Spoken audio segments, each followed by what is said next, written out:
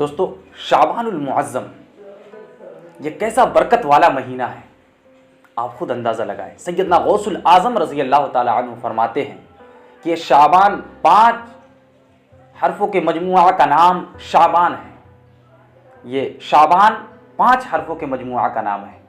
शीन, आइन, बा, अलिफ और नून, खमसतु हरुफिन, ये 5 हरफ़ों के मजमुआ का नाम शाबान है। सैयदना गौसुल आज़म रज़ी अल्लाह ताला अन्हु फरमाते हैं कि शाबान की शीन में अल्लाह रब्बुल इज़्ज़त ने शर्फ रखा है और शाबान की ऐन में अल्लाह रब्बुल इज़्ज़त ने उलू, अज़मत और बुलंदी रखी है और शाबान की बा में अल्लाह रब्बुल इज़्ज़त ने बिर, नेकी और तक़वा रखा है और शाबान की अलिफ में अल्लाह रब्बुल इज़्ज़त ने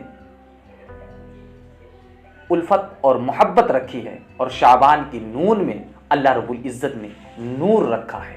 तो ये कितना बरकत वाला महीना है जिसे हम शाबानुल मुअज़्ज़म कहते हैं।